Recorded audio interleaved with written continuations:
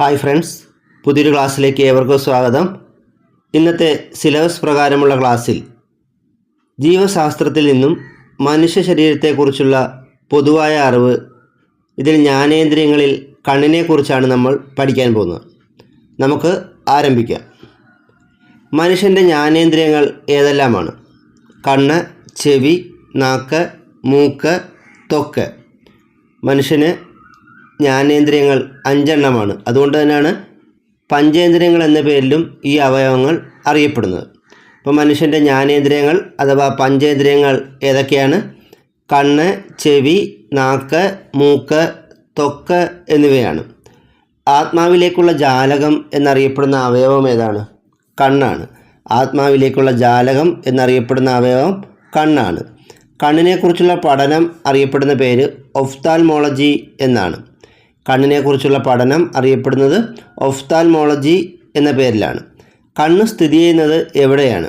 തലയോട്ടിയിലെ നേത്ര കോടരത്തിലാണ് കണ്ണ് സ്ഥിതി ചെയ്യുന്നത്. കാഴ്ചയ്ക്ക് തടസ്സമാകാതെ പൊടിപടലങ്ങളിൽ നിന്നും കണ്ണിനെ സംരക്ഷിക്കുന്നത് കൺപോളകളാണ്. കാഴ്ചയ്ക്ക് തടസ്സമാകാതെ പൊടിപടലങ്ങളിൽ നിന്നും കണ്ണിനെ സംരക്ഷിക്കുന്നത് കൺപോളകളാണ്. കണ്ണിലെ പാളികൾ ഏതെല്ലാമാണ്? ദൃഢപടലം, രക്തപടലം, ദൃഷ്ടിപടലം. കണ്ണിലെ പാളികൾ ഏതെല്ലാമാണ്? ദൃഢപടലം, രക്തപടലം, ദൃഷ്ടിപടലം. കണ്ണിൻ്റെ ഏറ്റവും പുറമേയുള്ള പാളി ഏതാണ്? ദൃഢപടലം അഥവാ സ്ക്ലീറ. കണ്ണിൻ്റെ ഏറ്റവും പുറമേയുള്ള പാളി ദൃഢപടലം അഥവാ സ്ക്ലീറയാണ്.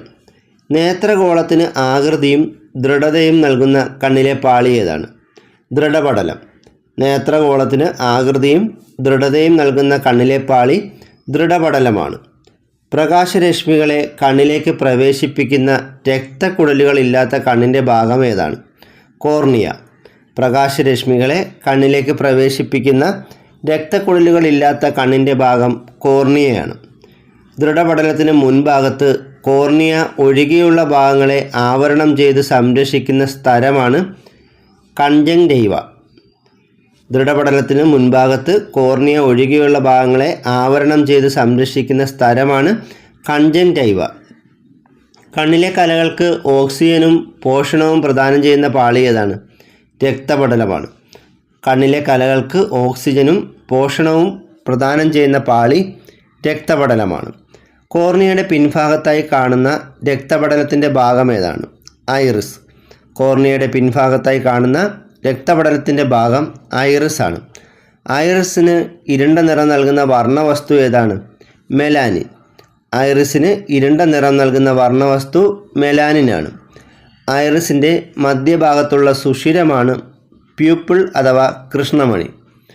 ഐറിസിൻ്റെ മധ്യഭാഗത്തുള്ള സുഷിരം ആണ് പ്യൂപ്പിൾ അഥവാ കൃഷ്ണമണി.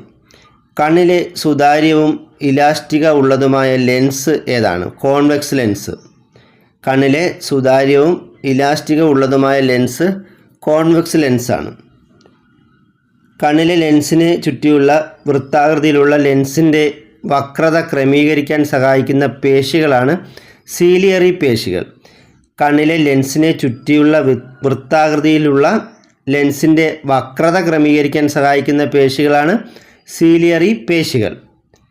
പ്രകാശഗ്രാഹികൾ കാണപ്പെടുന്ന കണ്ണിലെ ആന്തരപാളി ഏതാണ്? ദൃഷ്ടിപടലം. പ്രകാശഗ്രാഹികൾ കാണപ്പെടുന്ന കണ്ണിലെ ആന്തരപാളിയാണ് ദൃഷ്ടിപടലം. റെറ്റിനയിൽ ഉണ്ടാകുന്ന പ്രതിബിംബത്തിൻ്റെ പ്രത്യേകത എന്താണ്? ചെറുതും യഥാർത്ഥവും തലകീഴായതുമാണ്. റെറ്റിനയിൽ ഉണ്ടാകുന്ന പ്രതിബിംബത്തിൻ്റെ പ്രത്യേകത എന്താണ്? ചെറുതും യഥാർത്ഥവും തലകീഴായതുമാണ്. റെറ്റിനയിൽ പ്രകാശഗ്രാഹി കോശങ്ങൾ കൂടുതലായി കാണപ്പെടുന്ന കണ്ണിൽ കൂടുതൽ കാഴ്ചശക്തിയുള്ള ഭാഗം പീതബിന്ദുവാണ്. റെറ്റിനയിൽ പ്രകാശഗ്രാഹി കോശങ്ങൾ കൂടുതലായി കാണപ്പെടുന്ന ഭാഗം ചോദിച്ചാലും കൂടുതൽ കാഴ്ചശക്തിയുള്ള കണ്ണിലെ ഭാഗം ഏതെന്ന് ചോദിച്ചാലും ഉത്തരം പീതബിന്ദുവാണ്. റെറ്റിനയിലെ പ്രകാശഗ്രാഹി കോശങ്ങൾ ഇല്ലാത്ത ഭാഗം ഏതാണ്? അന്ധബിന്ദു. റെറ്റിനയിൽ പ്രകാശഗ്രാഹി കോശങ്ങൾ ഇല്ലാത്ത ഭാഗമാണ് അന്ധബിന്ദു. മനുഷ്യനേത്രത്തിലെ കോർണിയയിൽ പുതുതായി തിരിച്ചറിഞ്ഞ പാളി ഏതാണ്? ദുവാപാളി. മനുഷ്യനേത്രത്തിലെ കോർണിയയിൽ പുതുതായി തിരിച്ചറിഞ്ഞ പാളിയാണ് ദുവാപാളി. ദുവാപാളി കണ്ടുപിടിച്ച ഇന്ത്യൻ ശാസ്ത്രജ്ഞൻ ആരാണ്? ഹർമിന്ദർ സിംഗ് ദുവ. ദുവാപാളി കണ്ടുപിടിച്ച ഇന്ത്യൻ ശാസ്ത്രജ്ഞൻ ഹർമിന്ദർ സിംഗ് ദുവയാണ്. കോർണിയയ്ക്കും ലെൻസിനും ഇടയിലുള്ള അക്വസ് അറയിൽ കാണപ്പെടുന്ന ദ്രവം ഏതാണ്? അക്വസ് ദ്രവം. കോർണിയയ്ക്കും ലെൻസിനും ഇടയിൽ അക്വസ് അറയിൽ കാണപ്പെടുന്ന ദ്രവമാണ് അക്വസ് ദ്രവം. കണ്ണിലെ കലകൾക്ക് ഓക്സിജനും പോഷണവും പ്രദാനം ചെയ്യുന്ന ദ്രാവകം അക്വസ് ദ്രവമാണ്. കണ്ണിലെ കലകൾക്ക് ഓക്സിജനും പോഷണവും പ്രദാനം ചെയ്യുന്ന ദ്രാവകം അക്വസ് ദ്രവമാണ്. ലെൻസിനും റെറ്റിനയ്ക്കും ഇടയിലായി കാണുന്ന വിട്രിയസ് അറയിലുള്ള ദ്രവം ഏതാണ്? വിട്രിയസ് ദ്രവം. ലെൻസിനും റെറ്റിനയ്ക്കും ഇടയിലായി കാണുന്ന വിട്രിയസ് അറയിലുള്ള ദ്രവമാണ് വിട്രിയസ് ദ്രവം. കണ്ണിൻ്റെ ആകൃതി നിലനിർത്താൻ സഹായിക്കുന്ന ദ്രവം ഏതാണ്? വിട്രിയസ് ദ്രവം. കണ്ണിൻ്റെ ആകൃതി നിലനിർത്താൻ സഹായിക്കുന്ന ദ്രവം വിട്രിയസ് ദ്രവമാണ്. മങ്ങിയ വെളിച്ചത്തിൽ കാഴ്ച സാധ്യമാക്കുന്ന നിറങ്ങൾ തിരിച്ചറിയാൻ കഴിവില്ലാത്ത കണ്ണിലെ കോശങ്ങളാണ് റോഡ് കോശങ്ങൾ. മങ്ങിയ വെളിച്ചത്തിൽ കാഴ്ച സാധ്യമാക്കുന്ന നിറങ്ങൾ തിരിച്ചറിയാൻ കഴിവില്ലാത്ത കണ്ണിലെ കോശങ്ങളാണ് റോഡ് കോശങ്ങൾ. നിറങ്ങൾ തിരിച്ചറിയാനും തീവ്രപ്രകാശത്തിൽ വസ്തുക്കളെ കാണാനും സഹായിക്കുന്ന കണ്ണിലെ കോശങ്ങളാണ് കോൺ കോശങ്ങൾ. നിറങ്ങൾ തിരിച്ചറിയാനും തീവ്രപ്രകാശത്തിൽ വസ്തുക്കളെ കാണുവാനും സഹായിക്കുന്ന കണ്ണിലെ കോശങ്ങളാണ് കോൺ കോശങ്ങൾ. പകൽ വെളിച്ചത്തിൽ കാഴ്ചയ്ക്ക് സഹായിക്കുന്ന കണ്ണിലെ കോശങ്ങൾ ഏതാണ്? കോൺ കോശങ്ങളാണ്. പകൽ വെളിച്ചത്തിൽ കാഴ്ചയ്ക്ക് സഹായിക്കുന്ന കണ്ണിലെ കോശങ്ങൾ കോൺ കോശങ്ങളാണ്. റോഡ് കോശങ്ങൾ കാണപ്പെടുന്ന കണ്ണിലെ പാളി ഏതാണ്? റെറ്റിന. റോഡ് കോശങ്ങൾ കാണപ്പെടുന്ന കണ്ണിലെ പാളി റെറ്റിനയാണ്. റോഡ് കോശങ്ങളിൽ അടങ്ങിയിട്ടുള്ള വർണ്ണവസ്തു ഏതാണ്? റോഡോപ്സിൻ. റോഡ് കോശങ്ങളിൽ അടങ്ങിയിട്ടുള്ള വർണ്ണവസ്തു റോഡോപ്സിനാണ്.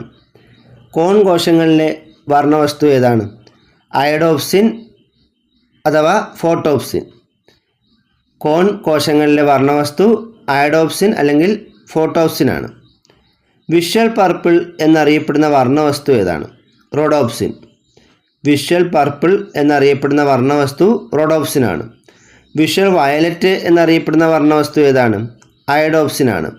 വിഷ്വൽ വയലറ്റ് എന്നറിയപ്പെടുന്ന വർണ്ണവസ്തു അയഡോപ്സിനാണ്. മൂങ്ങയ്ക്ക് പകൽ സമയങ്ങളിൽ കാഴ്ച കുറയാനുള്ള കാരണം എന്താണ്? കോൺ കോശങ്ങളുടെ അപര്യാപ്തത. മൂങ്ങയ്ക്ക് പകൽ സമയങ്ങളിൽ കാഴ്ച കുറയാനുള്ള കാരണം കോൺ കോശങ്ങളുടെ അപര്യാപ്തതയാണ്. രോഗാണുക്കളെ നശിപ്പിക്കാൻ കഴിവുള്ള കണ്ണുനീരിൽ അടങ്ങിയ എൻസൈം ഏതാണ്? ലൈസോസൈം.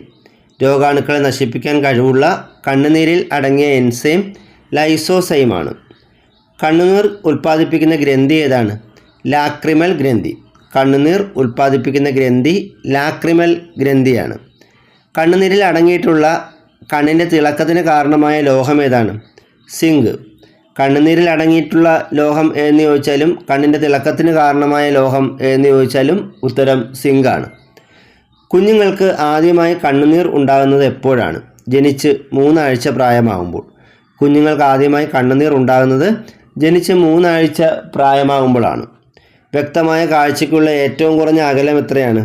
25 സെൻറ്റിമീറ്റർ. വ്യക്തമായ കാഴ്ചയ്ക്കുള്ള ഏറ്റവും കുറഞ്ഞ അകലം 25 സെൻറ്റിമീറ്ററാണ്. ഒരു വസ്തു ജനിപ്പിക്കുന്ന ദൃശ്യാനുഭവം 16 സെക്കൻഡ് സമയത്തേക്ക് കണ്ണിൽ തന്നെ തങ്ങി നിൽക്കുന്ന പ്രതിഭാസമാണ് വീക്ഷണ സ്ഥിരത. ഒരു വസ്തു ജനിപ്പിക്കുന്ന ദൃശ്യാനുഭവം 16 സെക്കൻഡ് സമയത്തേക്ക് കണ്ണിൽ തന്നെ തങ്ങി നിൽക്കുന്ന പ്രതിഭാസമാണ് വീക്ഷണ സ്ഥിരത. കണ്ണിൽ നിന്ന് വസ്തുവിലേക്കുള്ള അകലമനുസരിച്ച് ലെൻസിൻ്റെ വക്രതയിൽ മാറ്റം വരുത്തിക്കൊണ്ട് ഫോക്കൽ ദൂരം ക്രമീകരിക്കാനുള്ള കണ്ണിൻ്റെ കഴിവാണ് സമഞ്ജനക്ഷമത.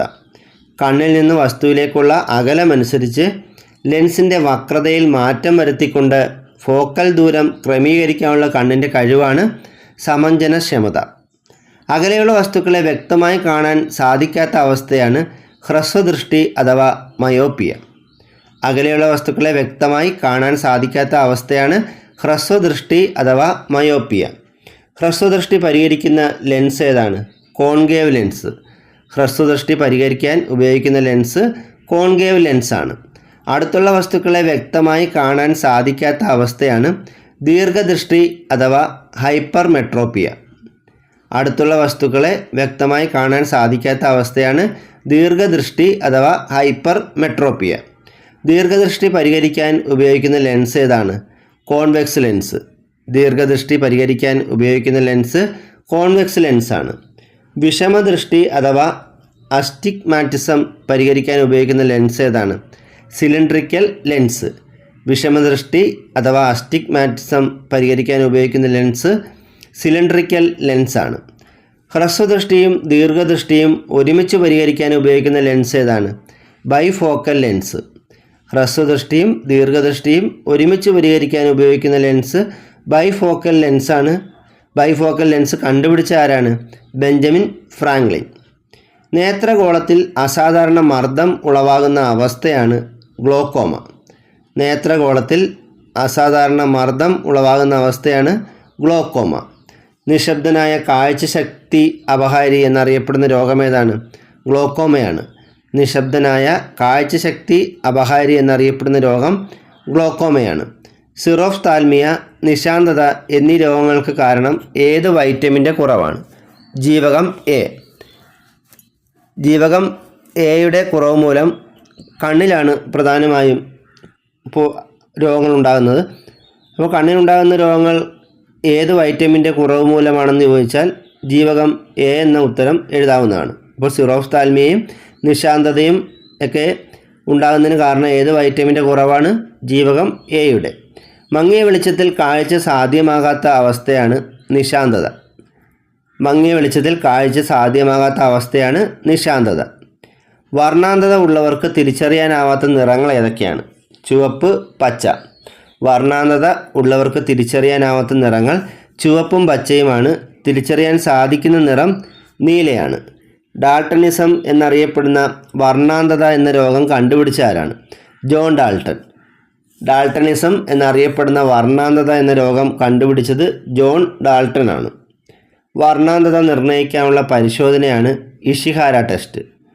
വർണ്ണാന്തത നിർണ്ണയിക്കാനുള്ള പരിശോധനയാണ് ഇഷിഹാര ടെസ്റ്റ്. നേത്രാവരണത്തിനുണ്ടാകുന്ന അണുബാധയാണ് ചെങ്കണ്ണ് എന്ന പേരിൽ അറിയപ്പെടുന്നത്. നേത്രാവരണത്തിലുണ്ടാകുന്ന അണുബാധയാണ് ചെങ്കണ്ണ്. മദ്രാസ് ഐ എന്ന പേരിൽ അറിയപ്പെടുന്നതും ഈ ചെങ്കണ്ണ് തന്നെയാണ്. പ്രായം കൂടുമ്പോൾ കണ്ണിലെ ലെൻസിൻ്റെ സുതാര്യത നഷ്ടമാകുന്ന രോഗമാണ് തിമിരം. പ്രായം കൂടുമ്പോൾ കണ്ണിലെ ലെൻസിൻ്റെ സുതാര്യത നഷ്ടമാകുന്ന രോഗമാണ് തിമിരം. പ്രായം കൂടുമ്പോൾ കണ്ണിലെ ലെൻസിൻ്റെ ഇലാസ്റ്റികത കുറഞ്ഞു വരുന്ന അവസ്ഥയാണ് വെള്ളെഴുത്ത്. പ്രായം കൂടുമ്പോൾ കണ്ണിലെ ലെൻസിൻ്റെ ഇലാസ്റ്റികത കുറഞ്ഞു വരുന്ന അവസ്ഥയാണ് വെള്ളെഴുത്ത്. ട്രക്കോമ രോഗം ബാധിക്കുന്നത് ഏത് അവയവത്തെയാണ്? കണ്ണ്. ട്രക്കോമ രോഗം ബാധിക്കുന്നത് കണ്ണിനെയാണ്. ലോകത്താദ്യമായി തിമിര ശസ്ത്രക്രിയ നടത്തിയത് ആരാണ്? സുശ്രുതൻ. ലോകത്താദ്യമായി തിമിര ശസ്ത്രക്രിയ നടത്തിയത് സുശ്രുതനാണ്. കോർണിയ മാറ്റിവെക്കൽ ശസ്ത്രക്രിയ അറിയപ്പെടുന്ന പേരെന്താണ്?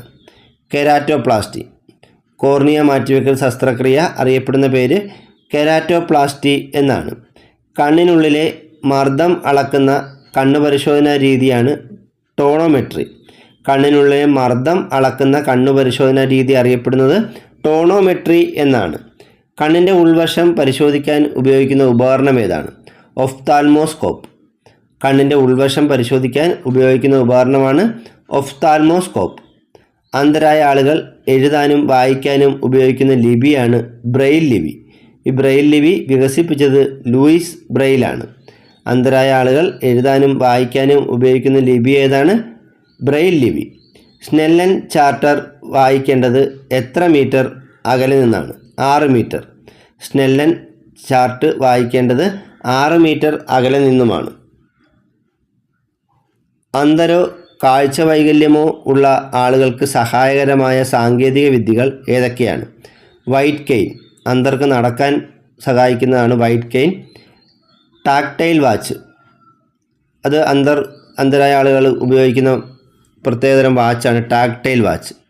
ടോക്കിംഗ് വാച്ചും അതുപോലെ ബ്രെയിൽ ലിപിയുമൊക്കെ അന്ധരായ കാഴ്ച വൈകല്യമുള്ളവർ ഉപയോഗിക്കുന്ന സാങ്കേതിക വിദ്യകളാണ്. അന്ധത തടയുന്നതിനുള്ള അന്താരാഷ്ട്ര ഏജൻസിയുടെ ആഗോള സംരംഭമാണ് വിഷൻ 2020. അന്ധത തടയുന്നതിനുള്ള അന്താരാഷ്ട്ര ഏജൻസിയുടെ ആഗോള സംരംഭം ഏതാണ്? വിഷൻ 2020. ദേശീയ അന്ധത നിവാരണ പദ്ധതി ആരംഭിച്ച വർഷം ഏതാണ്? 1976. ദേശീയ അന്ധത നിവാരണ പദ്ധതി ആരംഭിച്ച വർഷം 1976 ആണ്. ലോകത്തിലെ ആദ്യത്തെ കോർണിയ മാറ്റിവെക്കൽ ശസ്ത്രക്രിയ നടത്തിയത് ഡോക്ടർ എഡ്വേർഡ് കൊണാർക്ക് സിം ആണ്. 1905 ഡോക്ടർ എഡ്വേർഡ് കൊണാർക്ക് സിം ലോകത്തിലെ ആദ്യത്തെ കോർണിയ മാറ്റിവെക്കൽ ശസ്ത്രക്രിയ നടത്തിയത്? കണ്ണ് പുറത്തേക്ക് തുറിച്ചു വരുന്ന അവസ്ഥ അറിയപ്പെടുന്ന പേരെന്താണ്? എക്സോഫ്താൽമോസ്. കണ്ണ് പുറത്തേക്ക് തുറിച്ചു വരുന്ന അവസ്ഥയാണ് എക്സോഫ്താൽമോസ്. ഇന്നത്തെ ക്ലാസ് ഇവിടെ അവസാനിച്ചിരിക്കുകയാണ്. കൂടുതൽ അറിവുകളുമായി അടുത്ത ക്ലാസ്സിൽ വീണ്ടും കാണാം. Thank you.